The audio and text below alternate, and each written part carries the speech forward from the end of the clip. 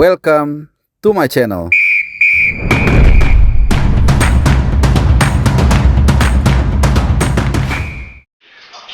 Ya, pertandingan antara Jepang dan Indonesia baru saja berakhir.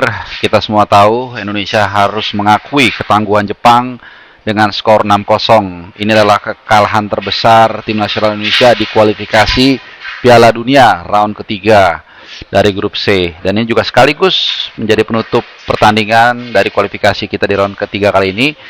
Ya, meskipun kita sudah memastikan lolos ke round 4, tapi tentunya kekalahan ini mengundang banyak pertanyaan. Dan tadi saat konferensi pers, pelatih timnas Indonesia Patrick Kluivert yang hadir di sana juga sempat diberondong pertanyaan oleh awak media. Salah satunya dari gua yang bertanya soal apa yang bisa Anda pelajari dari kekalahan ini. Sebelum itu, Patrick Kluivert memang sudah mengatakan harus mengambil pelajaran dari kekalahan ini untuk menyambut round 4 nanti. Dan ketika gue tanya pelajaran apa yang dia ambil dari kekalahan ini, secara eksplisit dia tidak menjawab dengan clear apa area-area yang mesti dibenahi. Meskipun dalam rangkaian konferensi pers tersebut Patrick Kluivert sempat menyinggung soal lini depan yang dianggap kurang tajam tanpa merinci lebih detail seperti apa.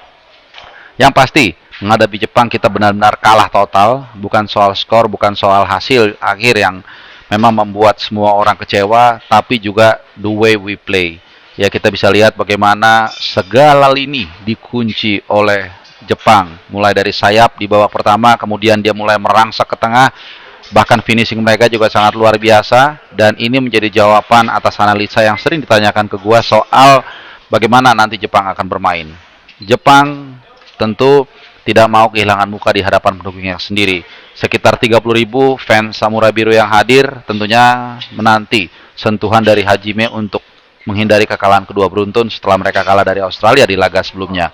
Dan tentunya mereka memang tampil sangat rengginas meskipun menggunakan pemain lapis kedua, tapi orang lupa bahwa pemain lapis 2 Jepang pun sangat berkualitas. Dan juga tentunya para pemain ini sangat ingin dilirik Hajime untuk bisa dibawa ke Amerika Serikat, Kanada, dan juga Meksiko pada Piala Dunia tahun depan. Sehingga mereka kita bisa lihat bermain sangat ngotot, dan disitulah kualitas para pemain kita dengan mereka bisa terpampang dengan jelas. Bukan hanya soal kualitas individu seperti yang dikatakan oleh Patrick Kluivert maupun juga Hajime yang mengikuti preskon setelah Patrick Kluivert, tapi juga kekompakan.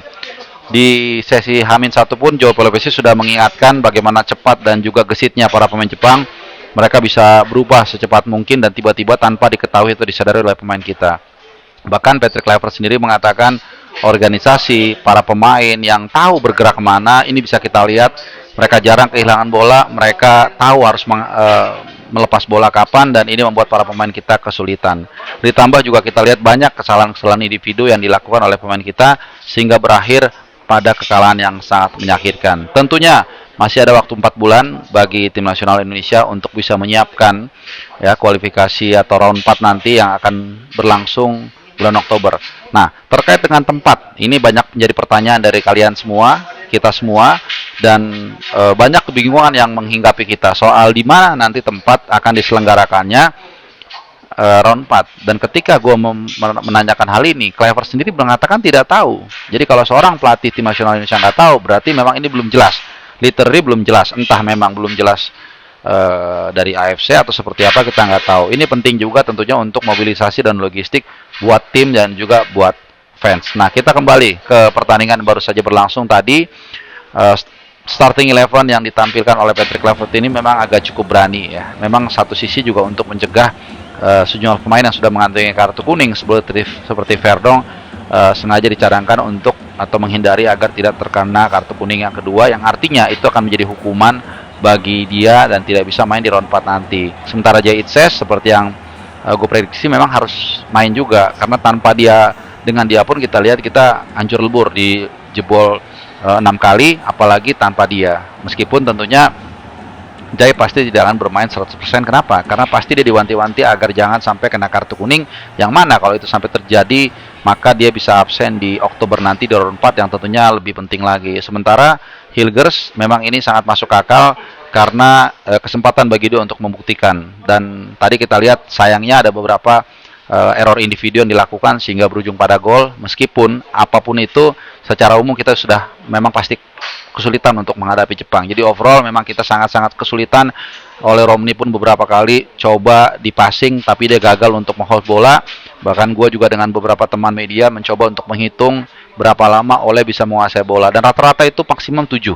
Ya sangat sebentar dan lebih banyak bahkan kehilangan bola.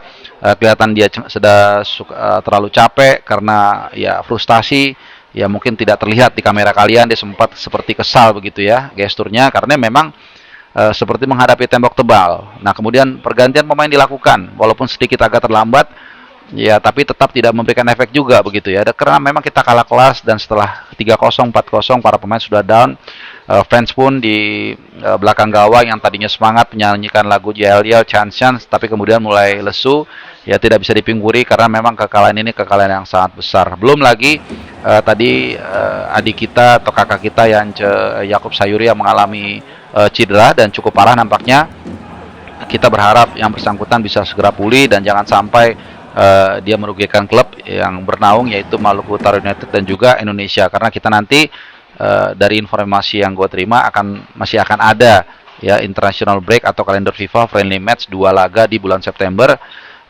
Ini sebagai upaya persiapan akhir yang bisa dijalani oleh timnas menghadapi lawan-lawannya untuk menyambut bulan Oktober nanti. Nah, tentunya teman-teman semua, dengan berakhirnya pertandingan ini berakhir juga liputan gua di Osaka dan juga Jepang pada umumnya, berakhir juga rangkaian pertandingan 10 laga yang dilalui oleh Indonesia di kualifikasi Piala Dunia round ketiga kali ini. Apapun itu kita mesti berikan apresiasi achievement buat timnas yang sudah menorehkan lintas sejarah lolos ke round 4, meskipun satu yang mesti diingat bahwa kita belum lolos Piala Dunia dan kita diajarkan agar lebih membumi bahwa di atas langit ada langit. Tapi kita beruntung karena apa? Karena kita di laga ini tidak diharuskan untuk mendapatkan ataupun meraih poin untuk bisa lolos ke round 4. Kita sudah lolos round 4 sebelum laga ini, tapi kemudian ya kita kalah dengan skor besar dan kita ditunjukkan bahwa masih banyak PR, masih banyak gap yang harus dibenahi oleh Patrick Kluivert kalau mau kita berbicara banyak di 2 laga awal nanti yang akan kita jalani di bulan Oktober nanti. Nah, teman-teman semua, tentunya kalian juga punya opini, punya pendapat, ataupun punya pandangan, punya kritikan terkait situasi ini. Yang pasti tetap kita dukung tim nasional Indonesia.